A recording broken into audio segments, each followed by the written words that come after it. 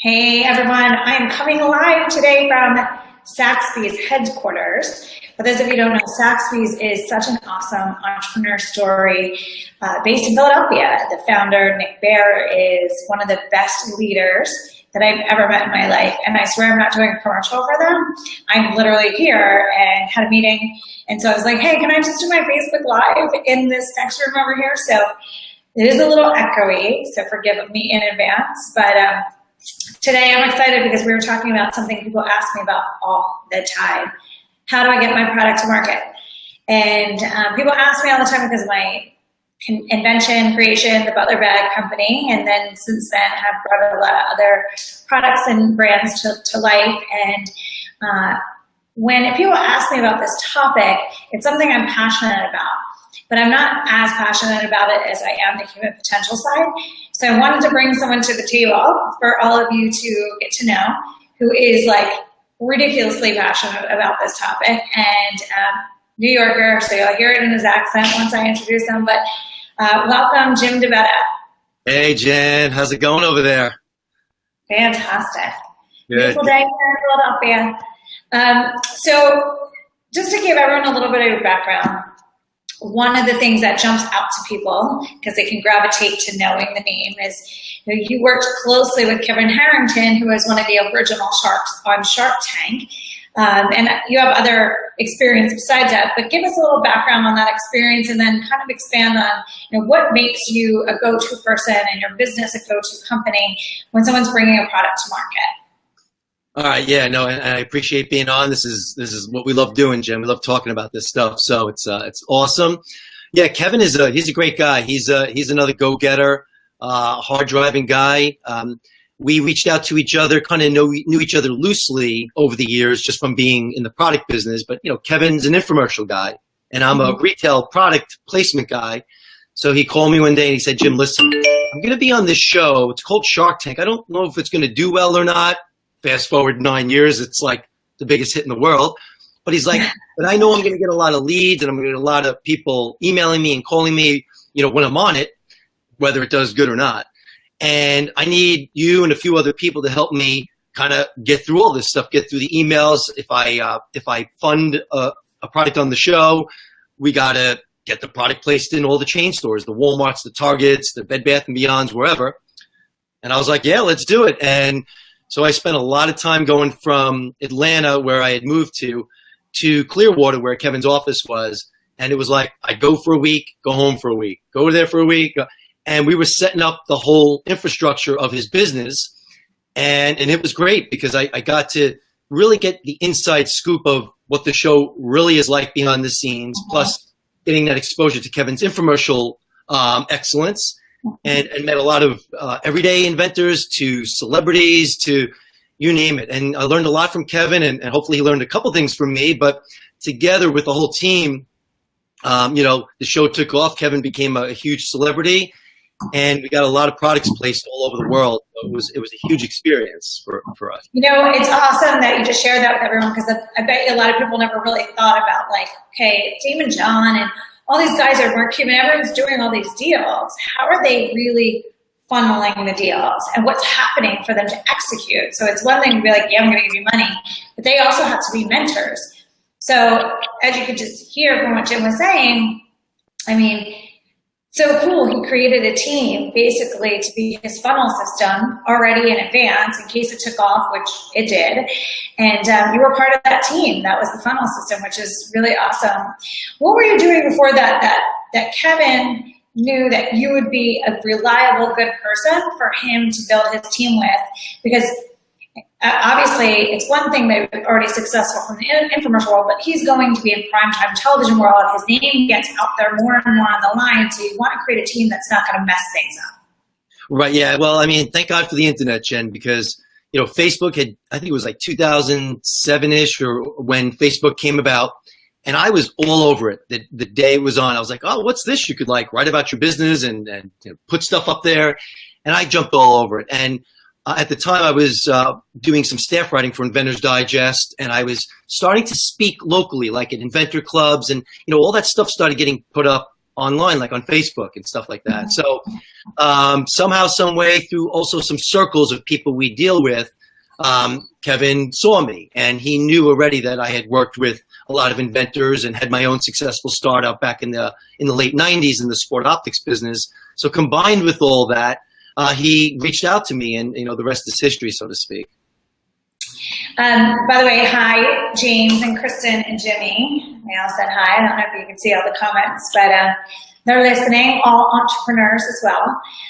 Jimmy, actually, just so you know that you'll find this interesting, in the 2007, 2008, 2009, remember all the celebrity gifting suites were a really big branding strategy. Jimmy Floyd right here was one of the pioneers in that space, still pioneering in television, and he has a new company, Motivational Mobile, that basically creates experiences within corporations so that people can mentally reset in the middle of the day and get back more productive. But anyway, the inventor world did become so much more appealing back then. There was a show too that I was a part of for a little bit, American Inventor. Yes. Do you remember that? I do. Blakely, do you remember that? I do. Yeah, so it became so much more alluring then and cool, and QVC definitely became something that was really catapulting the allure of being an inventor. So, give me some of the success stories that you've seen and been a part of, so that people can understand how the process really works. Yeah, and there's so many, and just in the time I was with Kevin, I mean, there were so many brands. I mean, Hulk Hogan was doing stuff, Jersey Shore girls were doing products. I mean, we had Cactus Jack. There was so many, and then even before and after that, I was in the business well before Kevin and I connected. We had so many. I mean, there's just so many, Jen. There's just products that have come and gone. It's funny because you have the Butler bag, and I know that world well.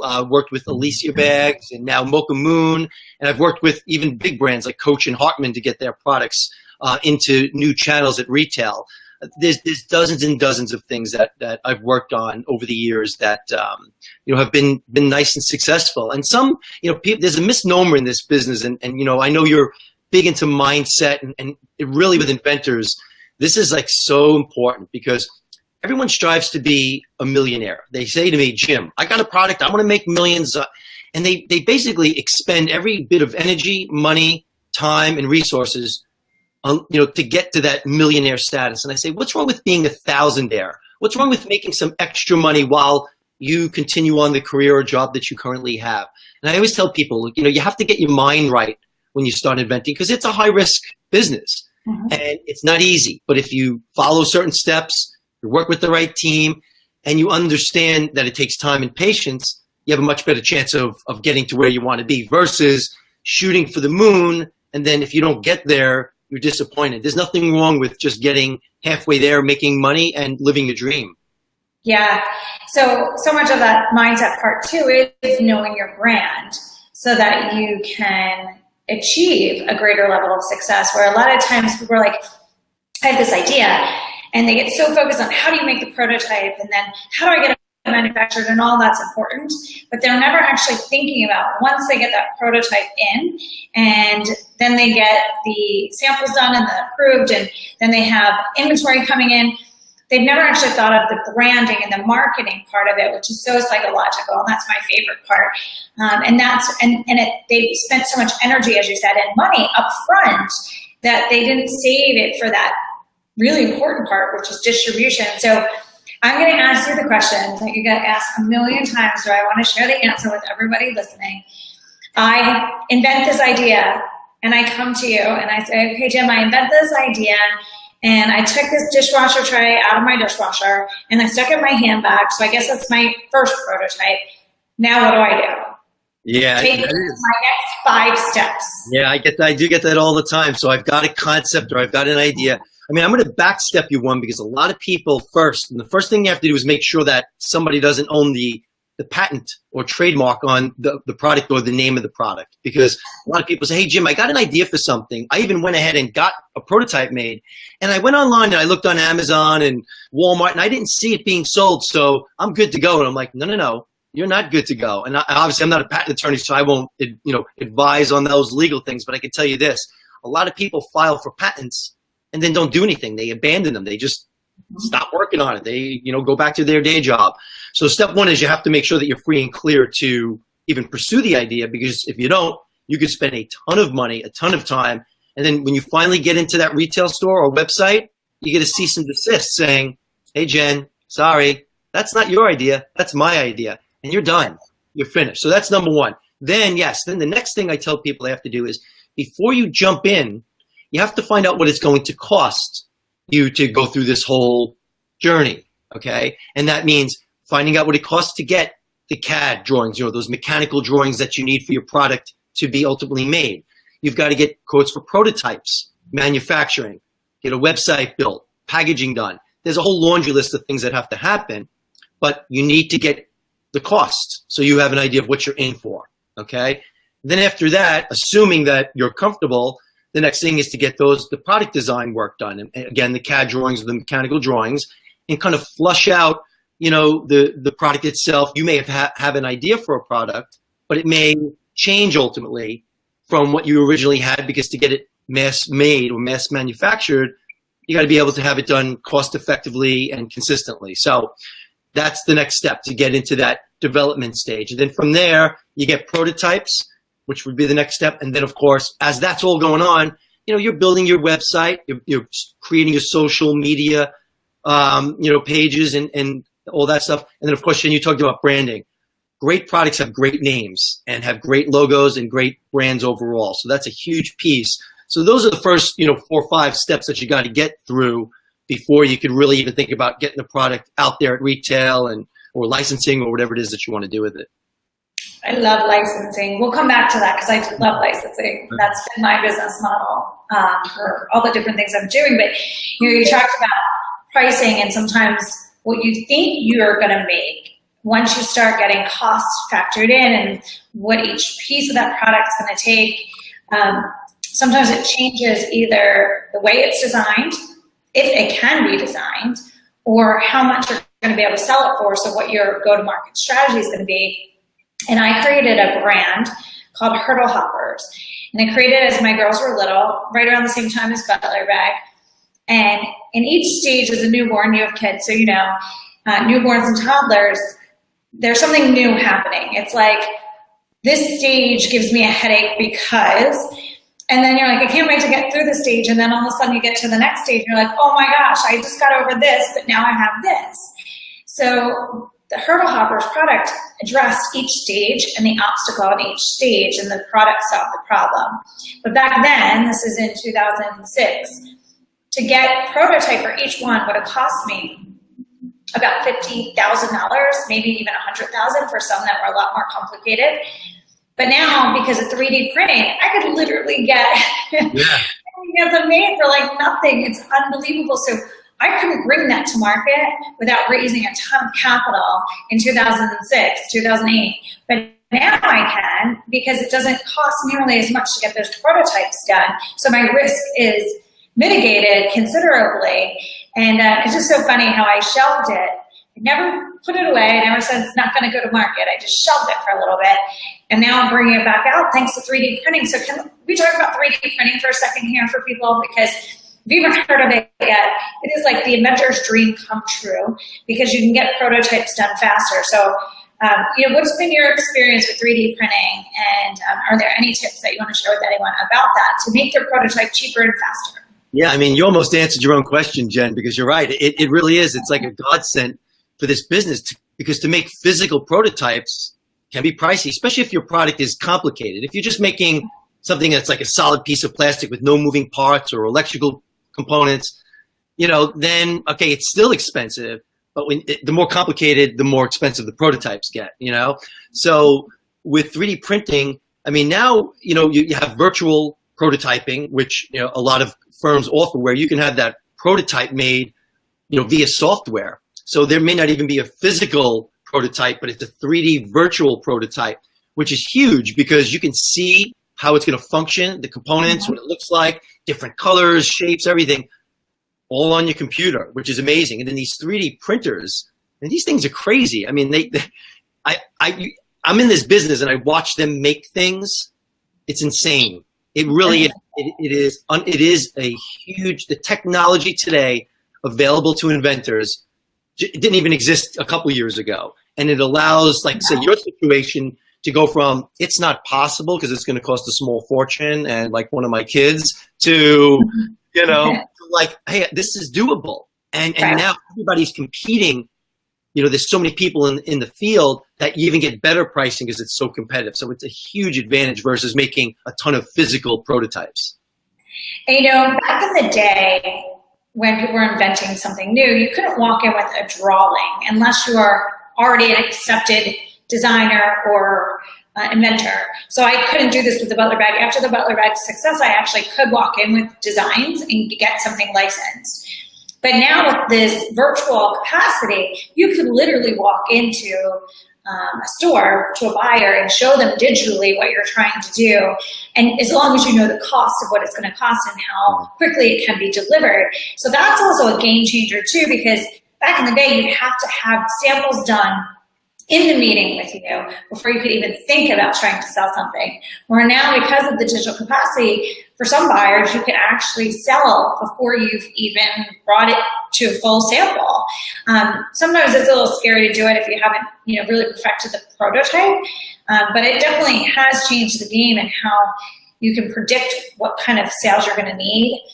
Proof of concept early on by a third-party retailer or distributor, and your ability to bring something product to market faster, which we can do digital products to test things in advance. Now, my friend Anna, which I just introduced you to, is starting this new company called Love Powered. Right. And they're starting to do their soft launch and crowdfunding in a couple weeks. But prior to that, they're bringing digital product to market first to really create the momentum and the energy. And so that said, I mean, I know that I've noticed a huge advantage for inventors too, in the fact that you can incrementally come to market in a way that you couldn't before because of social media, because of the digital capacities, and prove your concept before you get to a retailer, which a lot of people think they just want to skyrocket to the retailer. And I say, whoa, pull it back a little, like prove the market needs, and then you have a better negotiation opportunity. Yeah, I mean, Jen, listen, the whole business has changed. I mean, you've done this like I have. Do you know how many times I've been on a plane, flown to, I've been to every state, I think, in the country, at a retailer buyer's office, pitching a physical product today. And this helps because we have the relationships that some people don't have, of course, but we do a lot of our business without even setting foot at a retailer's office anymore because everything is so digital. We could send virtual prototypes or great PowerPoint decks and share all this information. The buyers are busy too. They don't have time these days to sit down with everybody that they want to meet. And of course, meeting with a buyer is always the best, but a lot of times they don't have time and they don't want to see you. And if you could present it in a way from a technology standpoint, trust me, not only does it save you time, it saves you money because you're not flying all over the place. Right. And the buyers are so accustomed now to buying that way that as long as the product doesn't need a full-blown explanation or it's a very complicated product, buyers will, and they do every day, set you up as a vendor, issue purchase orders without ever setting foot in their office. So taking advantage of the technology in every way is huge today, huge. Yeah, I just had a huge meeting earlier today for the entertainment industry, for my Leader Girls brand, about bringing it to market as a television show. And this meeting I would have never taken before via a call, but we did a web conference. And so in the web conference, it's like meeting. You're seeing each other, everyone's talking, and it really saves everyone time and money and makes things accelerate so much more quickly. That personal relationship, though, I always will take a meeting or visual web conference over a call any day of the week, just to create a visual context, which I feel does play a huge part. It's kind of like I say to people, if you really want my attention, do not email me because you're lost in a sea of text. Right. If you want my attention, Facebook me or Twitter or tweet me or put something on Instagram because then I can see your face pop up and I feel more committed to responding more quickly. Right. And that's like just what we said. I said, obviously, yes, if you can meet, that's the best. But there are times when I have buyers that say, I don't want to see you. I don't have the time. Send me what you got. So you have to be prepared. But you're right. I mean, having that connection, and because I have the relationships, if I've met with you, Jen, 20 times in the past, I don't always need to meet with you.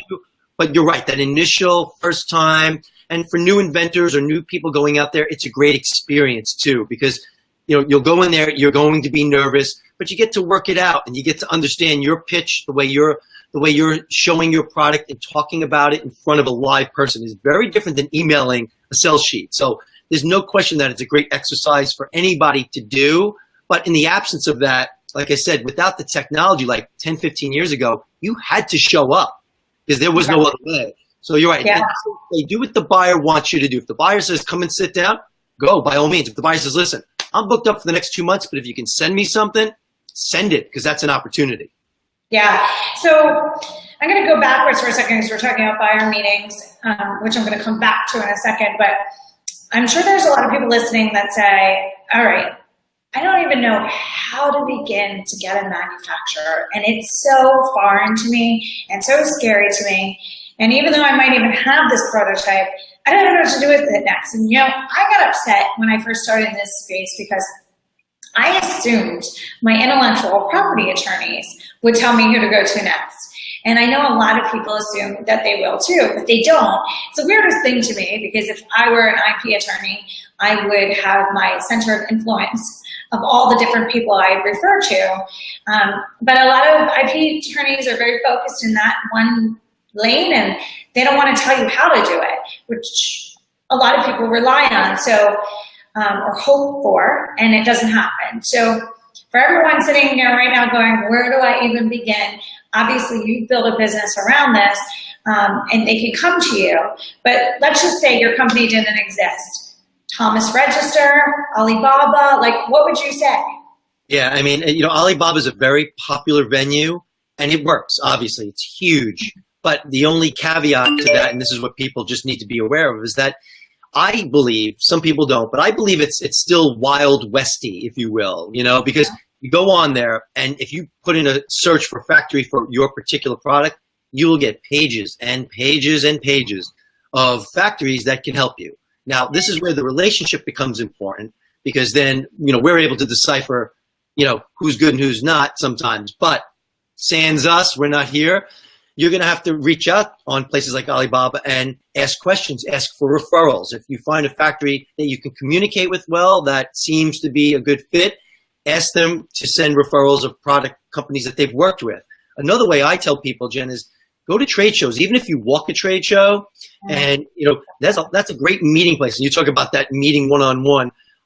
In the early days, back in the 90s, I got so much information just from attending trade shows and exhibiting at trade shows, asking other people in other booths, who do you use for a factory? And a lot of factories make lots of different things within their factory. So that's a huge place. Today, Can I stop you there for a second, just so everyone are like, what trade shows do I go to? I refer people to go to Magic as one of them. Magic, it's always in Vegas. Lima, lima.org, is the licensing convention. Which you might not be at a licensing point yet, but the education that you get there is so valuable. Give me one or two of your favorites so that people can know what trade show am I going to? Yeah, Magic is definitely a great venue, especially in the fashion world and product world related to that. CES, the Consumer Electronics Show, believe it or not, even though that's consumer electronics, that drives the economy today. Everybody, from phones to headphones to TVs to everything. Everything's electronic or has electronic applications, it seems, these days. But every buyer, even buyers from fashion, sporting goods, housewares, a lot of those buyers attend that show because there's just so much going on there. So I really like that. There's tons of shows. If you have a toy or baby products, you have the ABC show, which is in the fall, which is in Vegas. That's a very popular one. Toy Fair in New York City, if you've got that's a fun one. There's Josh? also the National Retail Federation one that's in the end of January, which is in a couple years. Yep. That's at the Javits Center as well as the Toy Fair. So you can even go to the Javits Center website and look at all the different events happening throughout the year and start to plan in advance. Even if you get a ticket just to walk around. Yeah, that's huge. In the beginning, just get the lay of the land. Yeah, that's big. Just getting a feel for that. It's intimidating to some people, but you'll see hundreds of booths and of people, big companies and startups. And sometimes it's good just to see how they lay out their booth. What are they selling? Get at one of their price sheets and brochures. Learn how they're marketing their products. It's a great experience. Like I said, even if you show up for half a day or a day, just to walk one, huge. Yeah. So now people are starting to figure out where they're going to get their manufacturer. You said if you go to Alibaba, you got to ask for referrals. You can also find a sourcing agent, which also can be a little bit scary. My first sourcing agent, who I thought was my advocate, didn't necessarily fulfill his advocacy, and I wound up with 5,000 units of cow neck leather, which was not the leather that I approved, which came from the side of the cow, not the neck of the cow. So now they're identifying the manufacturer, and your site, We Know Business, gives a lot of information. They want to get it to market. They've gone through this process, and we're accelerating a lot right now. But I want to be respectful of your time. And they want to go to market. And they're like, what? I don't know a retailer. So as we mentioned, e-com definitely helps people get to market because there's no barrier entry per se. But let's say they want to get to a major retailer. What is some of the advice that you give people? And I'll give an example. When someone out of the gate says, I want to go to QVC, I say, don't do that yet, because you haven't made enough mistakes yet. You haven't got enough feedback on your product. You haven't gotten enough returns yet to make sure that you're not going to get a ton of returns. So that's not something you technically ever want to do right out of the gate as a new product inventor or designer, because that can be really scary. So what's some of the advice you'd give to people, let's say they are ready and they want to get to a retailer, but they have no idea how to get a meeting with a buyer, and it seems so big and scary? Yeah, I know, and you have a good point, Jen. I mean, I've always been this top-down guy where I say, go for the big guys. If you're working with somebody like me or you or somebody that's experienced, because we can help them avoid the mistakes, review their product, look at their pricing, because if they don't know what they're getting into, you don't want to make the mistake at a QVC or a Target, because you won't get a second shot. But assuming everything's kind of there and you're going this alone, first thing, of course, you have to identify the right buyer. And people always say to me, Jim, well, where do I find the buyers? And, one thing, you could reach out on social media and ask other people, and they may or may not tell you. But without that, I like LinkedIn. I think LinkedIn is a great source to find buyers. You could just type in Target, and then you'll see a list of the buyers. Now, whether they'll connect with you or not, it all depends on your approach, but that's a great source of finding buyers. But again, let's assume that you get an email or a connection to a buyer, or you can, of course, pick up the phone and call their headquarters and switchboard and say, can I have the buyer for bags or handbags or purses or whatever? And sometimes they'll tell you and sometimes they won't. But I think the biggest mistake that inventors make is that they spend a lot of time when they do make a connection to a buyer, telling the buyer their story, how they invented the product and why and their struggles. And that's important. And you and I may like hearing those stories because we're in this business and you want to hear why people do what they do. It's inspiring in a great way. But the reality is that a buyer's got a job to do. And the buyer cares about profit margin, turn, how many pieces they're going to sell in a certain amount of time. And to bring you on as a new vendor, they've got to feel confident that your product can get the job done for them, because if not, they lose their jobs, basically, if they don't perform with their members. So I think the key is you got to create a really simple sell sheet or a deck to show a buyer and explain what the features and benefits of the product, right? Why it's good for their customer, their demographic. Make it short and sweet. Introduce the product. Don't talk about you. It's all about them, what's in it for them. And then hopefully the buyer shows interest and sees the product as compelling, and they'll want to get a sample or more information about it. And by the way, I never lead with price. Whenever I reach out to a buyer, I don't talk price ever, because I don't want that to be a conversation ender. They may say, oh, it's too expensive for me. So I want them to get excited about the product. Then I hit them with the price. And I think that's more effective. Totally. And one other big part I want to make sure we point out to people too is, especially now more than ever,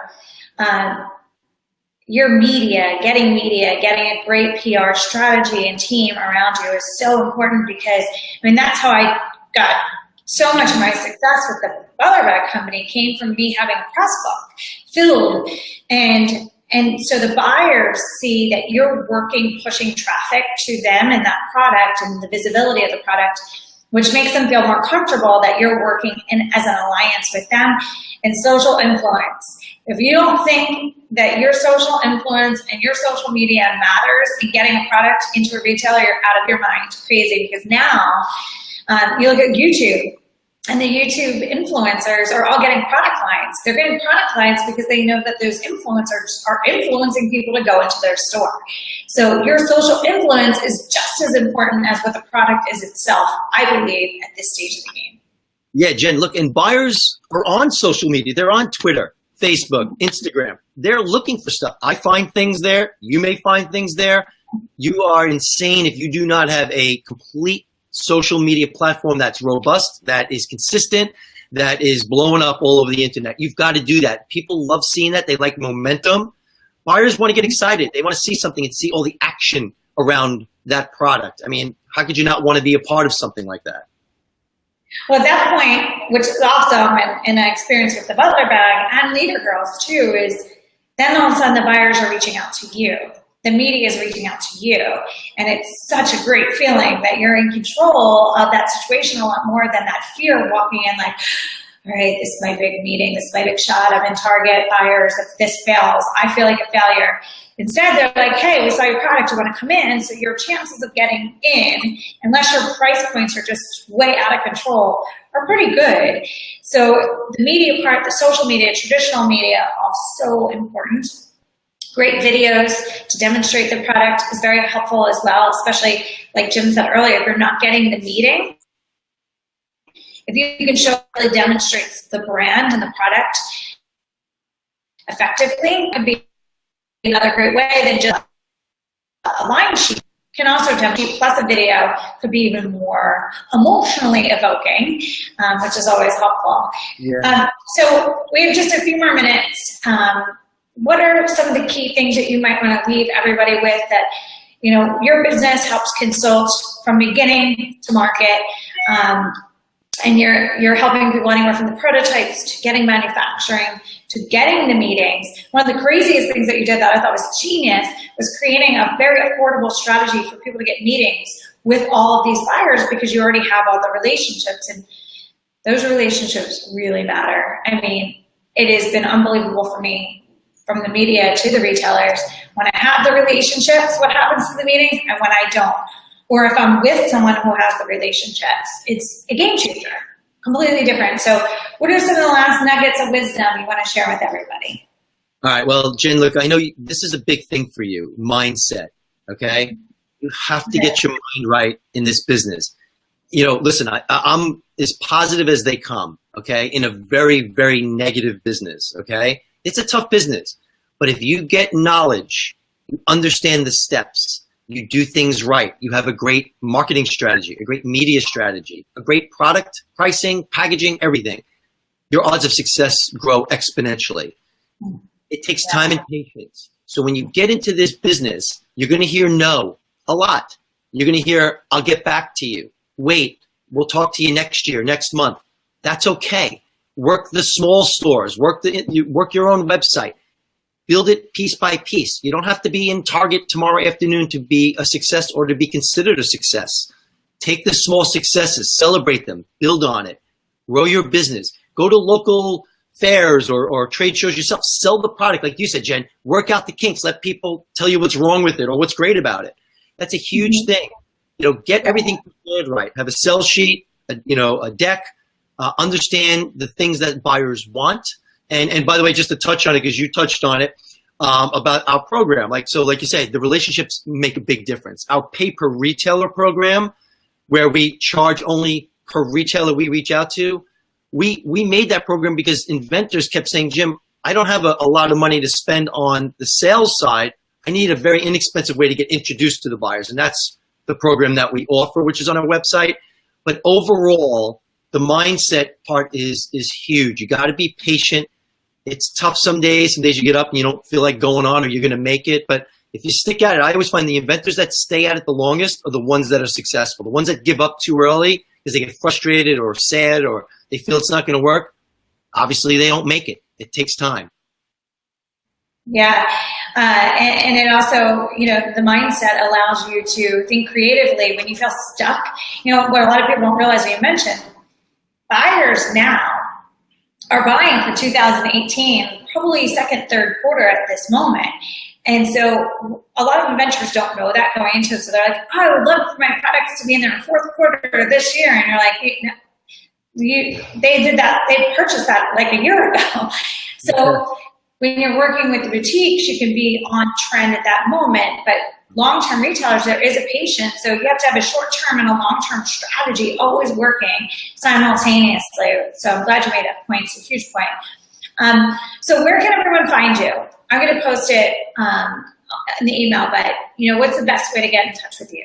Well, we can't hide anymore, Jen. In this world, Sure. we got my, weknowbusiness.info is my main website. But I mean, I'm on everything. I'm on Facebook, Twitter, LinkedIn, Instagram, Pinterest. I don't think I'm not anywhere. So it's not hard to find me, but, on Facebook, it's, We Know Business or Get Retail Ready, We Know Inventing. I got various pages and groups. But the website is a great way to see and understand what we do, how we help people. And, it's great. We're everywhere these days. Can't hide from anybody anymore, which is good because everyone gets to see and understand what you do without searching too much. Yeah, well, I love it. Makes life a lot easier. Well, thank you so much for your time and your insight and info. I'm sure everyone learned a lot and have some ideas brewing, and we'll be reaching out to you after this. So thank you so much, and keep posting away on the Empower Entrepreneurs page. I love it. It keeps everyone engaged. Thank you so much. Thanks, Jen. Take care. Have a great day.